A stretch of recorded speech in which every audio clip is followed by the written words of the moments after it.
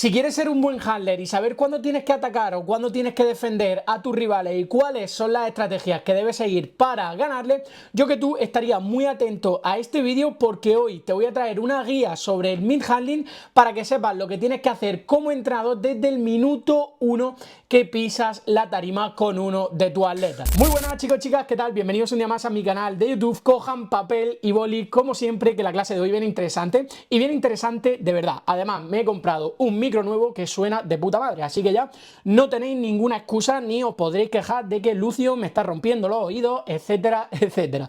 Como digo, la clase de hoy es una guía completa o lo más completa que se pueda sobre el midday handling, es decir, en cómo los entrenadores hacemos de handler en una de las competiciones de nuestros atletas. Sinceramente, este es un vídeo que a mí hace 5 o 6 años me hubiera ayudado muchísimo porque quizás no lo tenía del todo claro en el hecho de saber cuántos cambios de intentos tenemos, cuánto tiempo, entender qué es exactamente el número de lote y en qué influye, cuándo se da un récord y diferentes situaciones que se pueden dar y que puedes tener en una competición y que no sepas cómo gestionar, pues eso es básicamente sobre lo que quiero tratar hoy, porque considero que a muchos entrenadores bien que estén empezando, aunque estos son temas bastante complejos, les puede servir bastante, ¿vale? Entonces da igual que seas un principiante o que seas avanzado, porque seguro que vas a aprender algo nuevo con esta clase.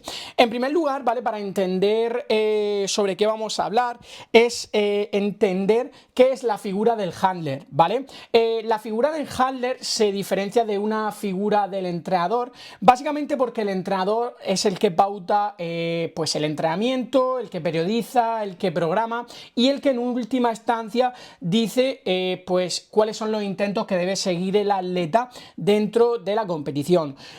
Por otro lado está la figura del handler, ¿vale? El handler no tiene por qué ser el entrenador del atleta per se, es decir, un atleta puede tener un entrenador y puede tener otro handler, ¿vale? Porque quizá su entrenador no se ha podido desplazar a esa ciudad, ese campeonato, etcétera. Pero sí que en la mayoría de casos y lo más eficiente, porque al final el entrenador es el que más conoce al atleta, es que este sea el handler. Por tanto, es importantísimo que cuando nosotros nos formamos como entrenadores, como nos formamos mucho en programación, en biomecánica, en anatomía, también una parte fundamental y probablemente una de las más importantes dentro de la competición es la del handler, ¿vale? Que es la persona que se encarga de timear todo el calentamiento, se encarga de seleccionar los intentos y se encarga de gestionar todo lo que tenga que ver con los levantamientos dentro de la competición. Entonces, puede ser todo lo buen programador que quiera, puede ser todo lo anatómico que quiera, que como no seas astuto, no tengas la suficiente madurez y la suficiente confianza a la hora de tomar decisiones dentro de la competición, probablemente tu calidad como entrenador va a dejar mucho que desear. Es decir, si tu atleta se está jugando un campeonato, el otro entrenador cambia el intento para ganarle a este atleta y te gana simplemente por haberle cambiado el intento, es que no has tenido astucia, es que no has estado atento y es que eres un mal handler. Y finalmente es que eres un mal entrenador. Sí que claramente al final la mayoría de veces aprendemos a base de errores, ¿vale? O sea que tampoco hay que tenerle miedo a querer tomar todas las decisiones desde que empiezo de la mejor forma posible. Todos nos equivocamos y esto es algo que tenemos que tener muy claro. No existe el entrenador perfecto y tampoco existe el handler perfecto, ¿vale? Esto sería o esto equivaldría a tomar todas las decisiones que se pueden tomar bien, ¿vale? Y hay que entender que cuando estamos handleando a una persona hay decisiones que se deben tomar muy rápido, ¿vale? Que hay otros entrenadores haciendo estrategia, que hay situaciones que se escapan de nuestro control y que no siempre se va a poder ejecutar de la mejor forma posible, ¿vale? Entonces, cuando nosotros vamos a hacer un handling, una de las cosas más importantes es que evaluemos, ¿vale? La preparación de nuestro atleta y sepamos hasta dónde puede llegar en cada uno de los intentos, además de hacer un scouting y intentar en la medida de lo posible estudiar a los rivales para también saber hasta dónde pueden llegar ellos, ¿ok? Entonces, Básicamente, resumiendo, el handler es la persona que va a estar con el atleta desde el momento uno, tomándole la altura, en el pesaje, con las aproximaciones, etcétera.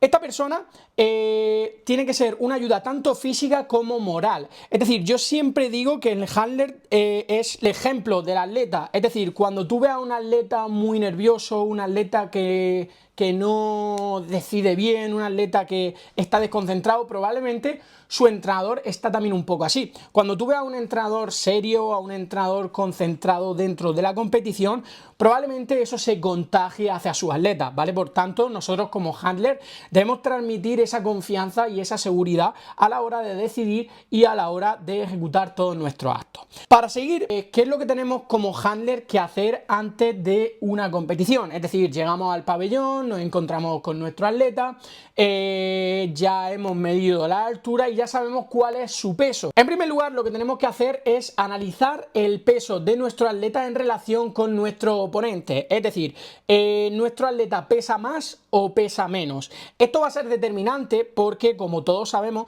cuando un mismo total se da en competición, el ganador es el que pesa menos, ¿vale? Por tanto, si uno de nuestros atletas pesa menos que nosotros, no vamos a poder empatarle su total, sino que vamos a tener que ganarle mínimo por 2,5. Otra de las cosas que tenemos que ver también es qué número de lote tienen nuestros rivales, básicamente porque ante el mismo peso, es decir, si yo voy a tirar en sentadilla 200 y mi rival también va a tirar 200, el número de lote menor, es decir, si yo tengo el número de lote 12 y él tiene el 14, yo voy a salir antes, ¿vale? Y eso en situaciones como, por ejemplo, para buscar un récord es muy importante. En cuanto al timing de las aproximaciones, es algo evidente que el entrenador, el handler, debe tener una planificación en cuanto a cuáles van a ser las aproximaciones que se sigan, cuáles van a ser los saltos y cuál va a ser el tiempo que va a pasar entre cada aproximación y entre, sobre todo, la última aproximación y el primer intento. Yo una cosa que siempre recomiendo es que las primeras aproximaciones tipo la barra, 70, 100, 120, todas esas lo hagamos lo más rápido posible, porque al final estamos en la vorágine de la competición, hay muchos atletas, 4 o 5 atletas por rack y en los primeros momentos siempre hay un momento de tensión, de llego tarde. Entonces, cuanto antes podamos empezar el calentamiento y antes nos quitemos las series primaria o la primera serie, vamos a ir con más calma y con más seguridad, ¿vale? También es importante que este timing no sea al contrario, es decir, que por empezar demasiado pronto y quitárnoslo todo demasiado pronto, la última aproximación sea media hora antes que nuestro primer intento. Por eso es fundamental que lo timeemos bien y que la última aproximación pues generalmente va a ser entre unos 8, 9 minutos o quizás si es un atleta que quiere descansar menos, pues entre 5 o 6 minutos. Como os digo, otra de las partes fundamentales en esta primera ojeada, en este primer scouting inicial, es chequear las prognosis. Es decir, los rivales están más o menos dentro de los números que yo creía en sus openers, están ocultando los openers, quizá hay un fake opener, están jugando con estrategias los entrenadores, eso es algo que ahora veremos. Pues todo esto es importante que lo chequeemos, ¿vale? Simplemente para hacernos una idea de cuáles son las pretensiones de cada uno de estos rivales y que por lo menos podamos llegar a tenerlo en cuenta. Durante la competición, aspectos que debemos tener en cuenta y que debemos saber a la hora de ser handler es que los openers se pueden cambiar, pero solo se pueden cambiar una vez, tanto los openers de sentadilla como los openers de banca como los openers de peso muerto.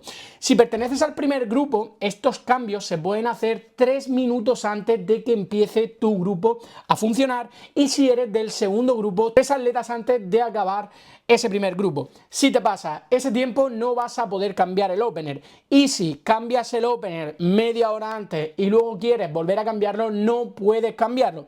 El opener solo se puede cambiar una vez y se puede cambiar tanto a la alta como a la baja del número inicial que hayas puesto. Una vez que nosotros realizamos los intentos, el tiempo para dar el siguiente intento en mesa es de 1 minuto. Si te pasas ese minuto, simplemente te van a sumar 2,5 kilos. Esto es algo muy típico, sobre todo en atletas novatos que van solos, que tienen un handler principiante, y es que se le olvida dar el papel en la mesa.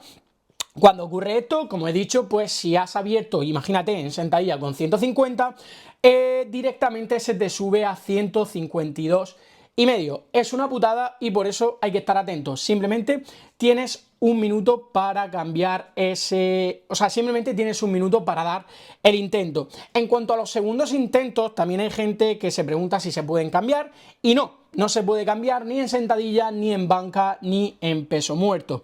En cuanto a los terceros intentos, tanto en sentadilla como en banca no se pueden cambiar, es decir, cuando tú entregas el papel en mesa de tu tercer intento en sentadilla o en press de banca, no puedes cambiarlo. Vas a tener que hacer eso sí o sí. A diferencia del peso muerto, donde no es que solo haya un cambio, sino que se pueden dar dos cambios. Es decir, tú das, imagínate, 250 en peso muerto, luego lo puedes bajar a 235 para acabar haciendo 245. Es decir, se pueden hacer cambios, en este caso dos, tanto a la alta como a la baja, pero sí que hay que tener en cuenta algunas consideraciones. Así que vamos a verla. En primer lugar, no puedes cargar el peso si ya te han llamado a salir a la barra y la tienes preparada. Es decir, imagínate que te están cargando 245, pero tú quieres hacer 250, ya te han llamado y cuando te han llamado dicen, no, que quiero hacer 250. Pues eso no puedes hacerlo. Una vez que te han llamado a tarima, el intento no se puede cambiar. Tampoco puedes cambiar un intento a un peso menor del que hay en tarima.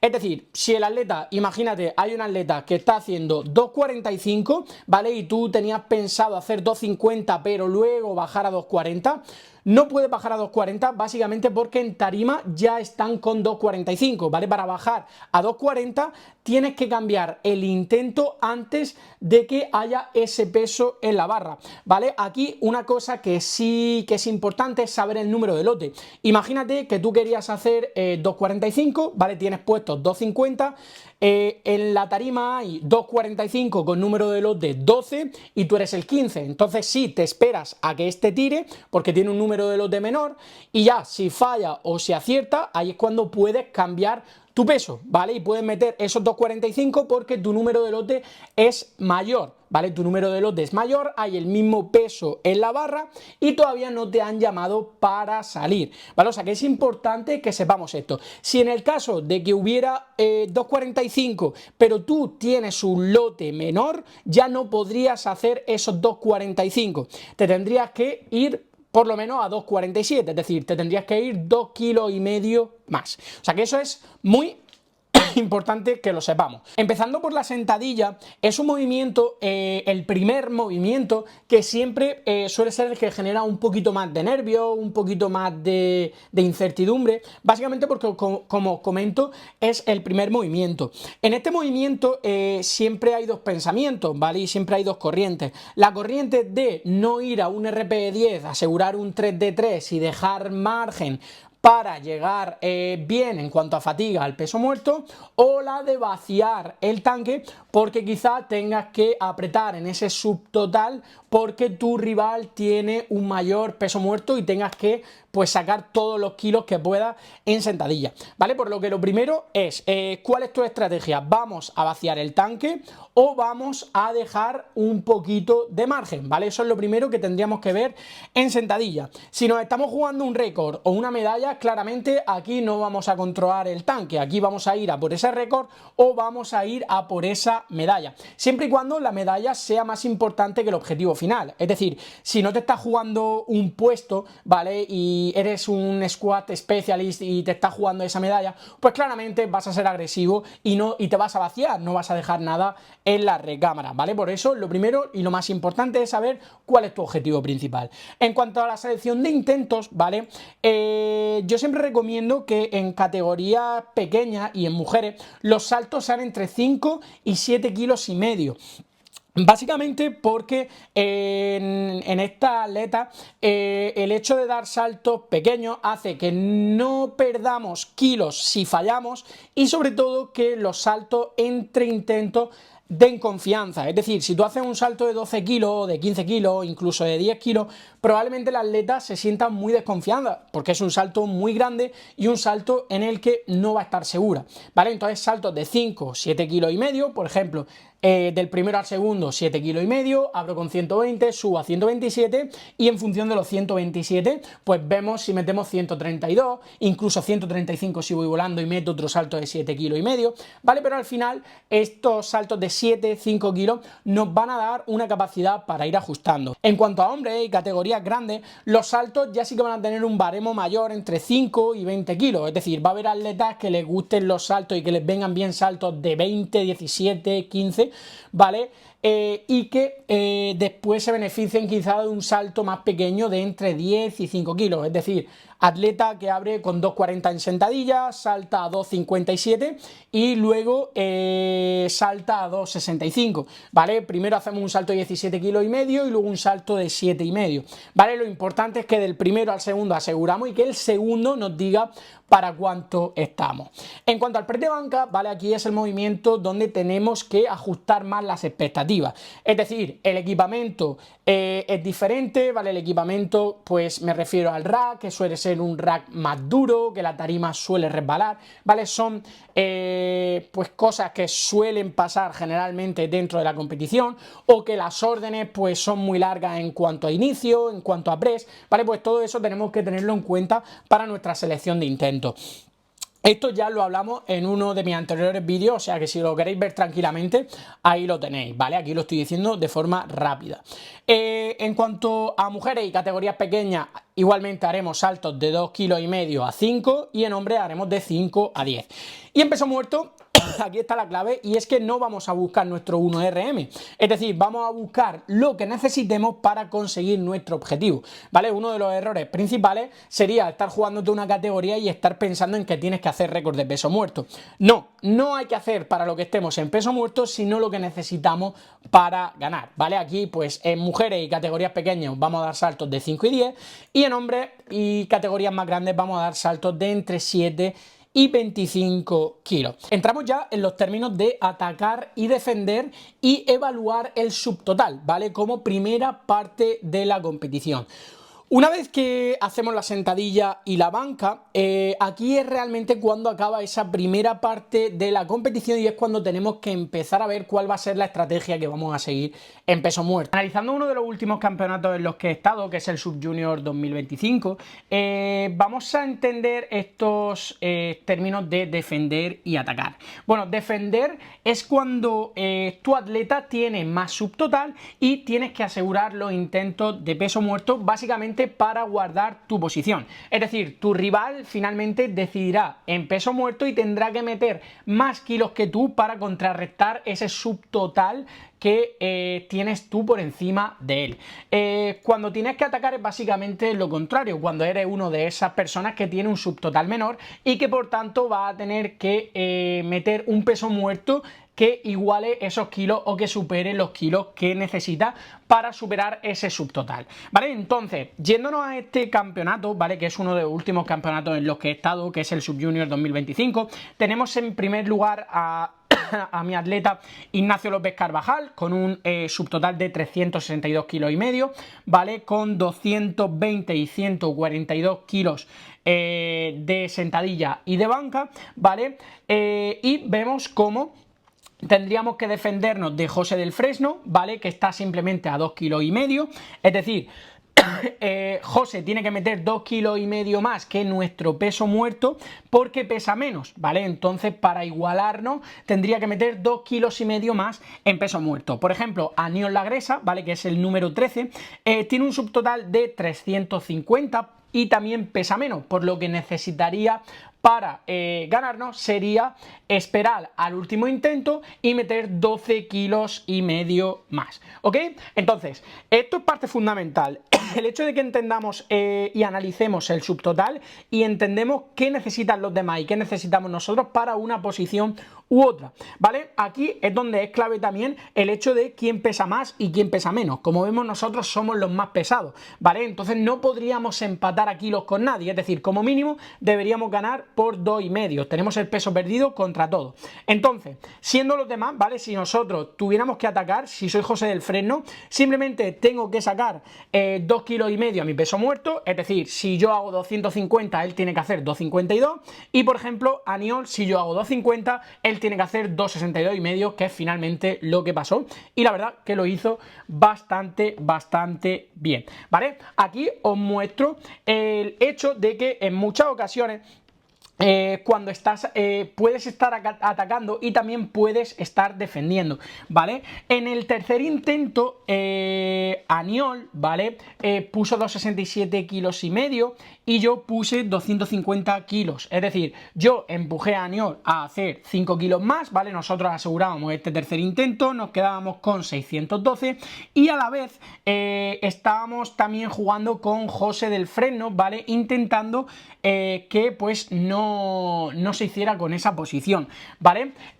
Si José del Fresno hubiera metido 2.47 y nosotros hubiéramos fallado los 2.50, él hubiera quedado en segunda posición, por lo que decidimos fue esperar a ver lo que hacía José del Fresno con esos 2.47 y ya nosotros decidimos seguir con los 2.50, ¿vale? Porque creíamos que era el tiro que más se acercaba a las pretensiones que teníamos y que más podíamos asegurar en este momento, ¿vale? Por lo que nosotros hicimos 2.50 con 6.12 de total y Aniol en este caso nos atacó, ¿vale? Bajando a 2.62 kilos y finalmente ganando la competición. Cosas de la competición, unas veces se gana y otras se pierde. Por eso aquí quiero llegar a la clave de que es importante que sepamos cuál es el subtotal y qué es lo que necesitamos para ganar o para hacernos con una posición, ¿vale? Y que vamos a tener muchas situaciones en las que vamos a tener que estar defendiendo, vamos a tener que estar atacando y tenemos que saber qué es lo que tenemos que hacer.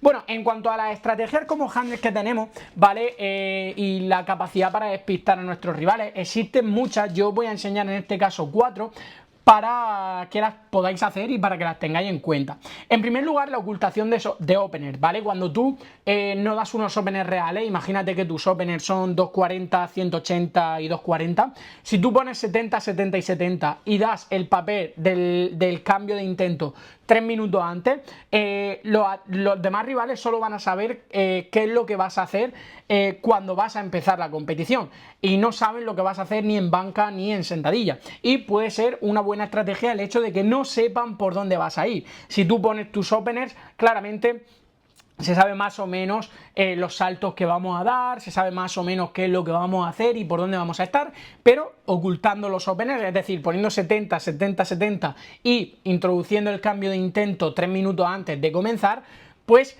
sería una buena estrategia para ocultar por dónde van a ir los tiros de nuestra competición. También otra de las cosas que se puede hacer es poner fake openers, ¿vale? Aquí lo que vamos a buscar es engañar e intentar, por ejemplo, que nuestro rival apriete más de la cuenta. Si por ejemplo nuestro rival se espera que abramos con 2.20 en peso muerto y yo pongo que voy a abrir con 2.32, el rival ya se está sugestionando y está diciendo, joder, tengo que apretar porque mi rival ha mejorado mucho en peso muerto, yo aprieto la sentadilla y la banca, o quizá en ese peso muerto no voy a llegar a donde está él, porque si abre con 2.32 probablemente acabe cerca de 2.50.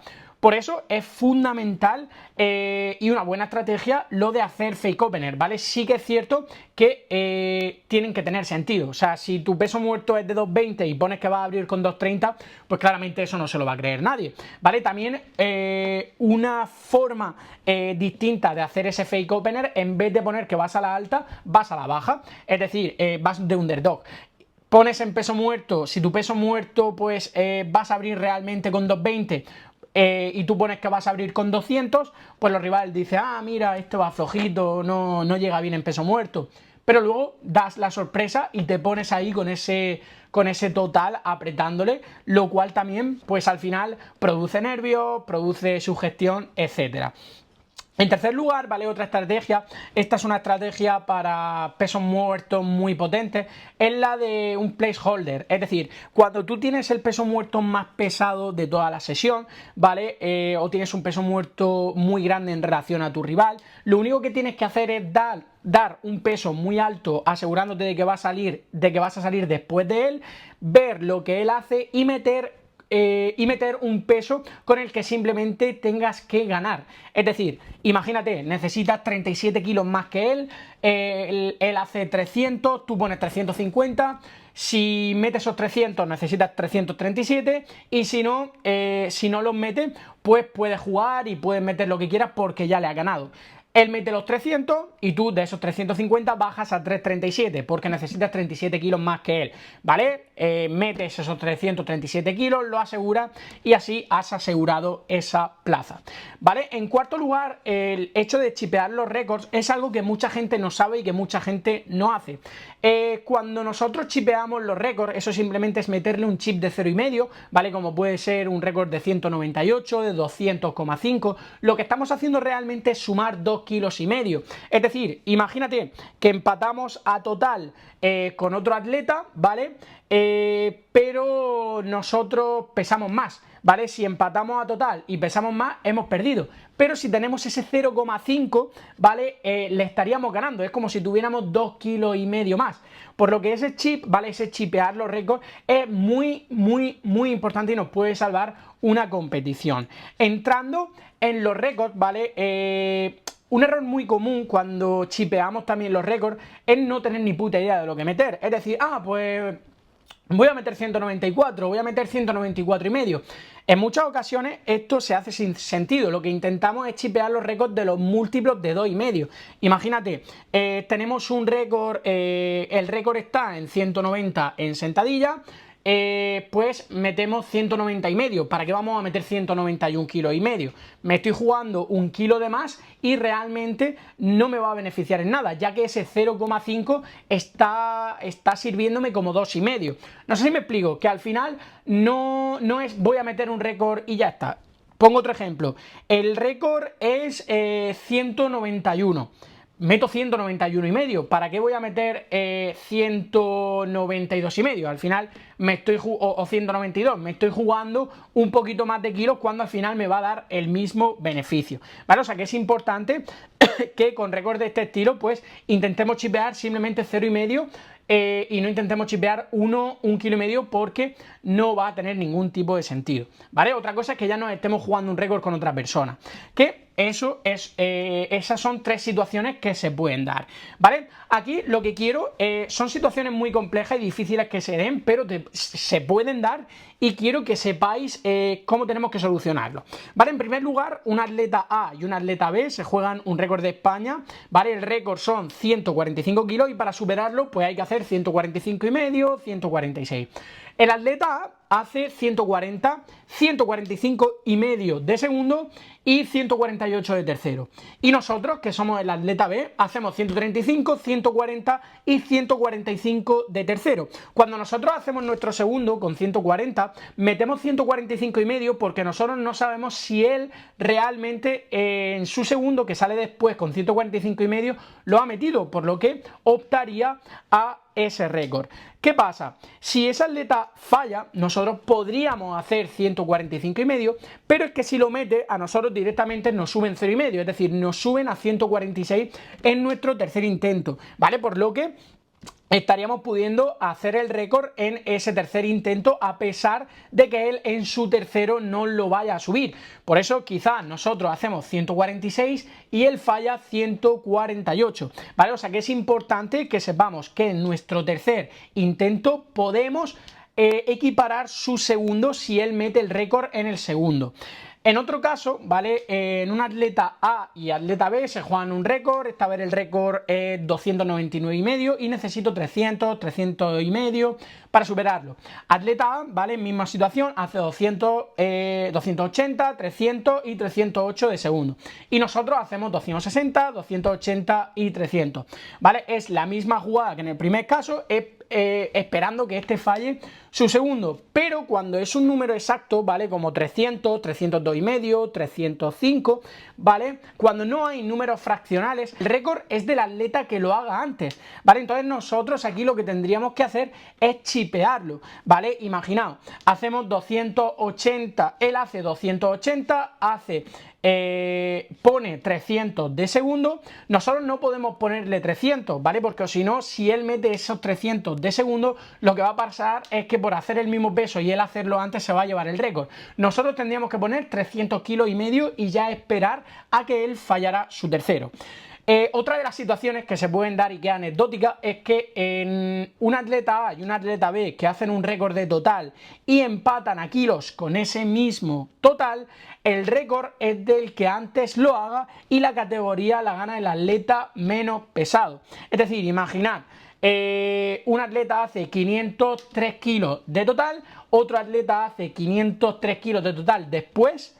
El récord de total es el de la primera persona que lo hace y el campeonato, a pesar de tener el mismo total, se lo lleva la persona que menos pese. O sea que el récord de total se lo lleva la primera persona que lo haga y la categoría se la lleva la persona que menos pese. Esto sería un poquito todo sobre el Midday Handling. Espero que os haya ayudado. Ya sabéis que cualquier tipo de pregunta que tengáis me la podéis hacer y espero que os ayude también a mejorar como handler. Nos vemos en los siguientes vídeos. Un saludo.